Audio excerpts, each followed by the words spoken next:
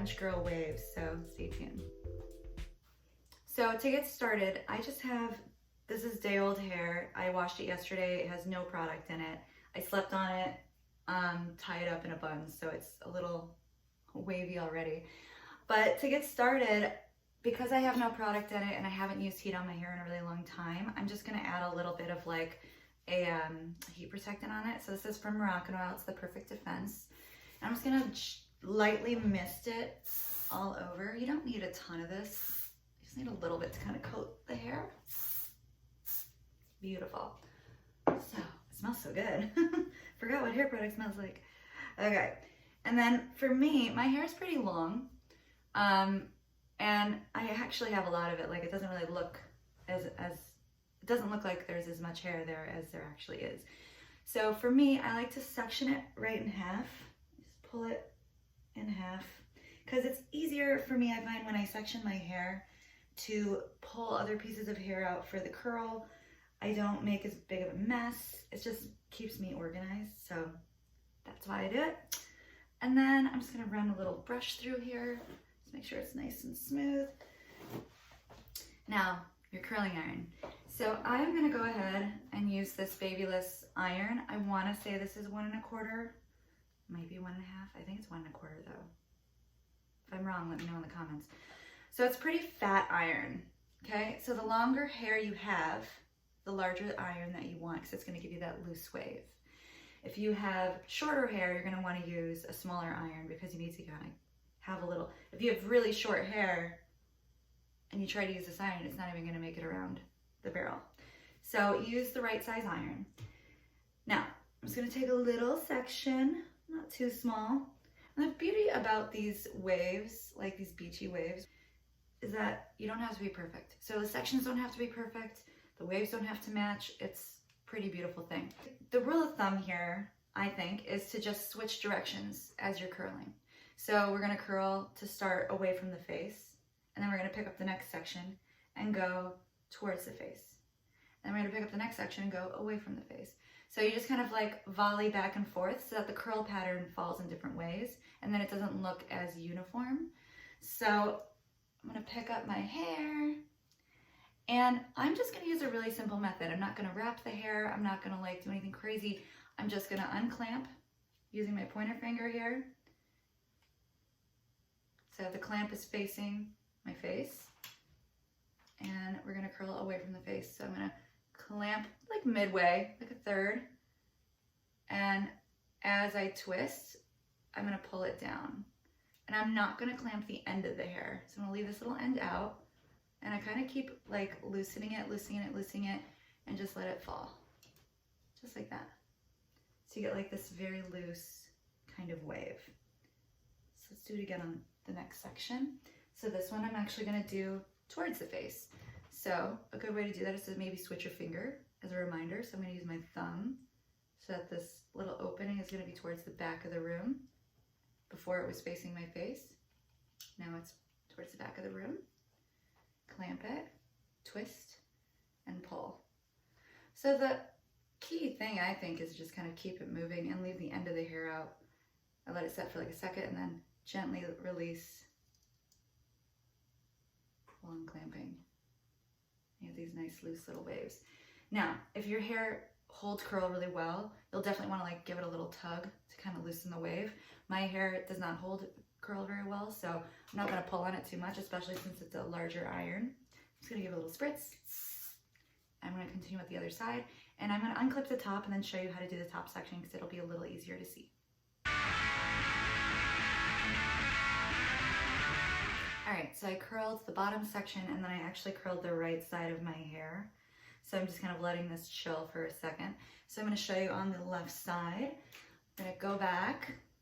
I'm just going to pick up a section. I have these like funky little bangs right now because they're kind of midway growing out. So I have not done my quarantine haircut yet. My hairstylist would kill me. So first piece next to the face framing layers, we always want to make sure we go away from the face. Kind of bring attention to the face, show off that skin, show off that makeup you're doing. So midway, twist, pull, leave out the ends. and then release. Okay. This one I kind of set on there for a little bit longer, so I'm just going to kind of pull through to loosen it up. See that? Next one, pull the next section. This one we're going to go away from the face, so we're going to have the clamp towards the back of the room, and we're going to twist and pull. Leave the end. Picked up a bigger chunk of hair so I can let it sit for a second, and release. Okay. Pretty simple. It's the same as curling your hair. I think it's just, you know, we're just keeping the iron moving. We're not going as high up the hair shaft, and we're leaving the ends out. Leaving those ends out kind of give it that messy, disheveled, undone kind of a vibe, which is what we're going for. I think that piece is curled. Yeah, okay, cool. So, next thing would be to spritz with hairspray. So you want to make sure that these stay, right? So I'm just going to use the Oribe Superfine hairspray. Give it an all over mist. Hit it all over.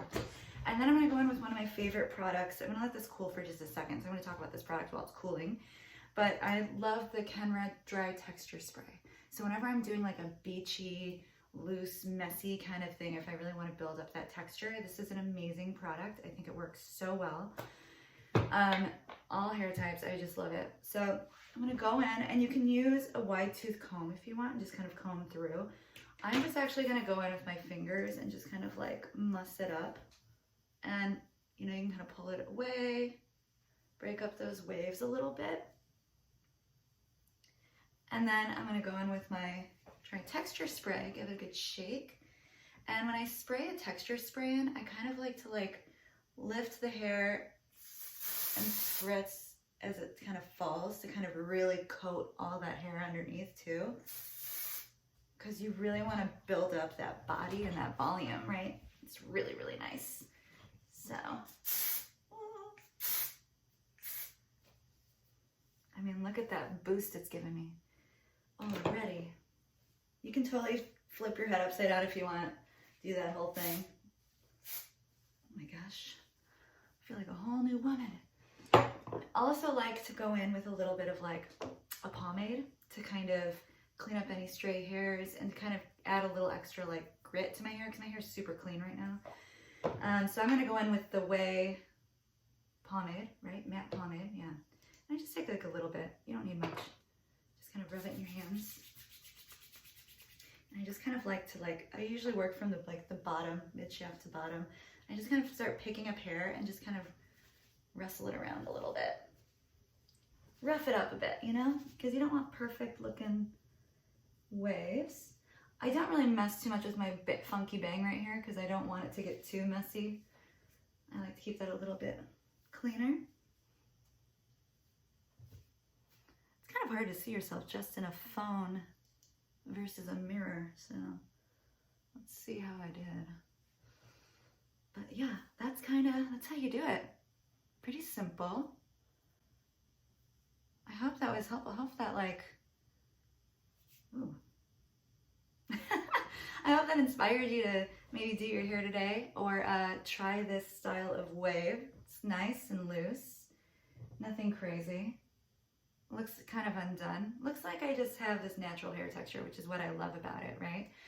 So super easy, really simple.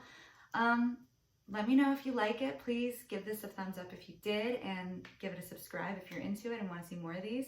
And I look forward to the next time. Have a great day.